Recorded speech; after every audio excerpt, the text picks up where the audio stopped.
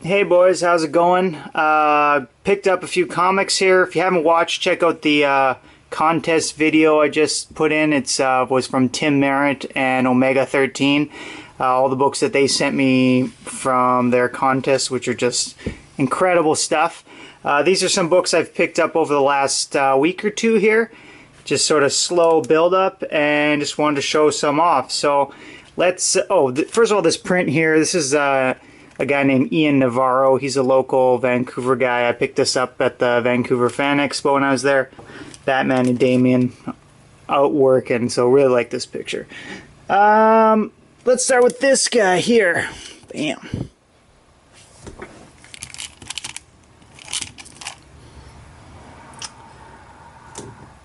This is Captain America 180.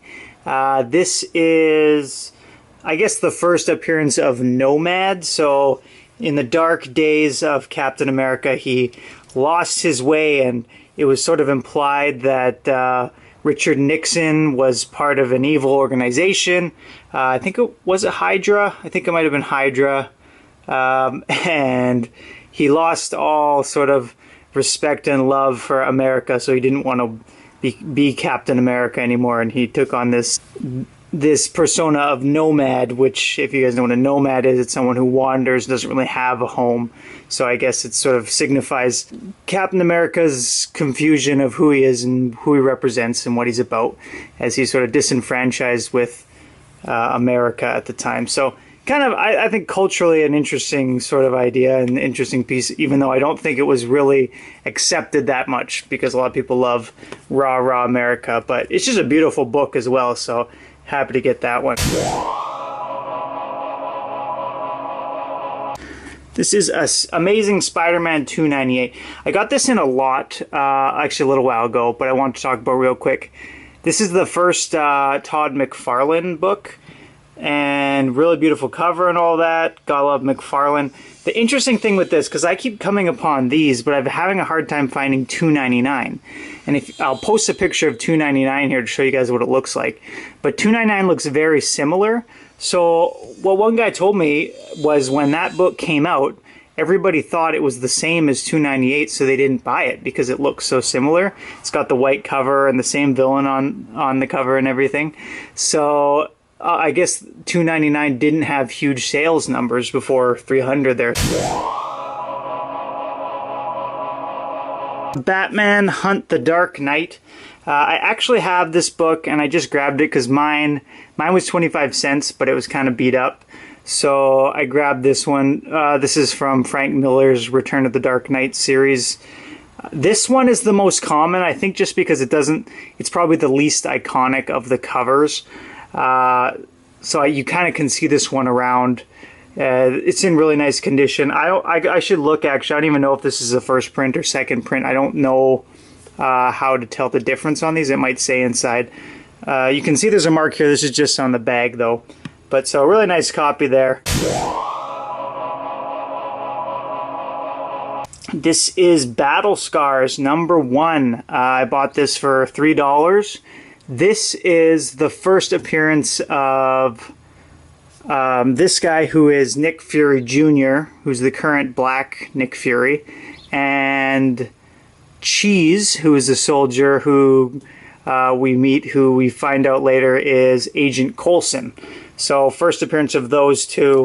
I'd like to have this whole series. This is the only one they had. Here's one. I really like this cover. Just beautiful colors, fun, has that old school look.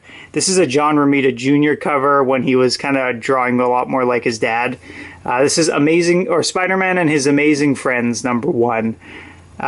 Green Goblin, Iceman, Firestar on the cover there. If you guys know the series, it came out in the 80s. It was kind of like the old school series.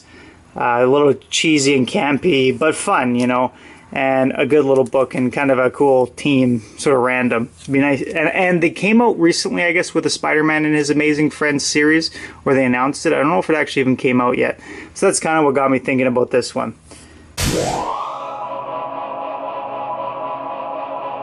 5 Ghosts. This is 5 Ghosts #1. This one was recently optioned for a movie or a show, which I think would actually be a good show and could actually go somewhere. So I figured I'd jump on it. I have a few of the later issues. I started picking up at like issue 8, I think. So I figured I'd grab this before it got really big. This is kind of one of those impulse buys where I heard the announcement. I was like, oh, I wanted it. I'll just grab it before it goes crazy. So I actually did. I spent $25 for this, and I'll show you the other cover here. This is the other #1. This is the Phantom variant. So if you guys don't know about Phantom variants, because I didn't, Phantom variants and Ghost variants, they're two different things. So a guy came up with this idea that a bunch of stores should get together, kind of make themselves into a bit of a union, I guess, and then hire artists to write or to draw different variant covers exclusive to those stores. So I guess so that you kind of have the like Mile High Comics exclusives and stuff like that, but these smaller stores wanted to do that as well. So a guy came out with an idea, and he kind of talked about it, and then another group of guys actually went ahead and did it and sort of stole that idea. So those guys created the Ghost variants, which are the original group, and then another group created these Phantom variants in response. So it's kind of a confusing thing. So basically they'll just have extra sort of covers that are harder to find. So happy to have that. So I got these two for 25 bucks. So probably not the cheapest deal. I've seen them go for cheaper, but it's still pretty good. So I'm not complaining. And lastly, guys, this is I'm really excited about this one. I recently bought the Millennium edition of this book, and it got me thinking about it again. And I went online, and I've been watching them for a while, so I picked this one up for $28. I won in an auction, so I was very excited about that. I think it's a pretty good deal. Look at the condition here. You can see there are a few ticks on the spine. I'm not sure if they're coming up very well. Yeah, you can kind of see around the staple and everything. But inside the book is so sharp, and I find all the rest of the colors on it and everything are so nice. And for me, color is huge. That's really, if it's a nice, bright book, it's incredibly valuable to me. And such an iconic Neil Adams cover.